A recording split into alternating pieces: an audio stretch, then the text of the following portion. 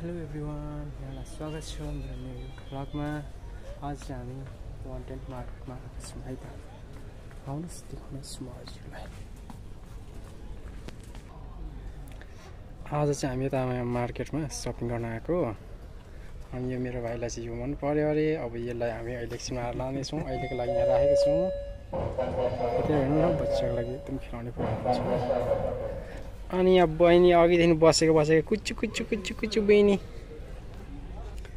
भन्दै यहाँ चाहिँ बच्चाको खेलाउनेदेखि लिएर गुडिया, पशु पन्छीदेखिको लिएर जनावरदेखिको लिएर सब थोक पाइन्छ है त। हेर्नुहोस् यस्तो भने यता टाइगरहरू पनि यता सुतिरहेछन्। यता बहिनी यता अघिदेखि हात हालेर बसेकै यस्तै छ। कसै बिहे गर्न चाहनुहुन्छ भने चाहिँ हजुरहरूको लागि चाहिँ एकदमै धेरै एकदम डिजाइनको गरगहनाहरू पनि यता राखिएको छ। हेर्नु सक्नुहुनेछ कस्तो लाउनुहुन्छ, हजुरलाई कुन मन पर्यो यसो कमेन्ट गर्नुहोस् है।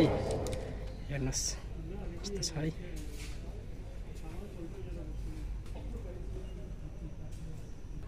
हेर्नुहोस् यस्तो डिजाइनकोहरू छ गरगहनाहरू चाहिँ, औँठीदेखिको लिएर झुम्कादेखिको लिएर है तपाईँको चाहिने के अरे घाँटीमा लाउने, खुट्टामा लाउने, यताउति विशेष गरी हातको चुराहरू यता लानुहोस्। हातमा लाउने चुरा त आम बपाल सुनखानीमा आइएको छ आज है। हेर्नुहोस् आज हामी यता सपिङ गर्न आएको। तर यहाँ चाहिँ लुगा त्यति राम्रो चाहिँ रहेन रहेछ। यस्तो रहेछ रहन चाहिँ, तर हामीलाई खासै मन परेन। त्यही पनि हामी हेर्दैछौँ एकवटा पेस्ट्री लगेर जाउँ भनेर सोचिरहेछौँ। यहाँ लुगा किन्न आएको, तर लुगा चाहिँ मभन्दा लामो भेटियो। हेर्नुहोस् यति लामो छ, घाँटीदेखि नाप्दाखेरि ठ्याक्कै तलैसम्म पुग्ने रहेछ। त्यही भएर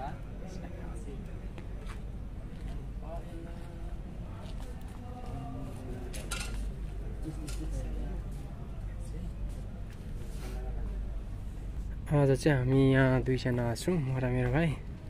मेरो भाइ चाहिँ कता गयो भनेर म खोज्दैछु है। कता गयो भनेर म खोज्दैछु। अघिदेखि हराएको छ भनेको त यता रहेछ। यहाँ लुगा हेर्दै रहेछ। ल हेर्नुहोस् यहाँ चाहिँ एकदम ठुलो खालको ताजा रहेछ है। ठ्याक्क यत्रो खालको रहेछ। यस्तो रहेछ भनेको त खुत्रुके रहेछ हो, खुत्रुके रहेछ। तल झरेको छौँ फेरि। यता चाहिँ यहाँ स्याम्पूहरू अनि एकदम साबुनहरू, क्रिमहरू, सेन्टहरू अनि तेलहरू पनि सबै छ। अनि यता रहेछ ओइल, तरकारीको लागि है। एकदम डिजाइनको ओइल हेर्नुहोस्। ल हेरौँ त साथीहरू आज के को अचार पाउँदैन। यहाँ चाहिँ यो के को अचार हो त्यसको बाजे है। केराको अनि बैगुनहरूको, अदुवाको, लसुनको अचार हेर्नुहोस् यसरी आउँदो रहेछ कि प्याक गरेर पुरा बनाएर राखेको। अनि हेर्न सक्नुहुन्छ फुलकोपीहरूको अचार पनि यसरी बनाएर प्याक गरेर राख्दो रहेछ। फेरि कच्चा छ भनेदेखि हेर्नुहोस् तपाईँहरूलाई देखाउँछु।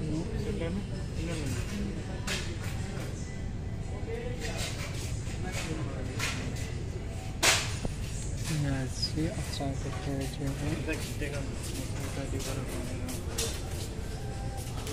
भन्दै आज चाहिँ हामी भिडियोबाट निस्किन लागेका छौँ।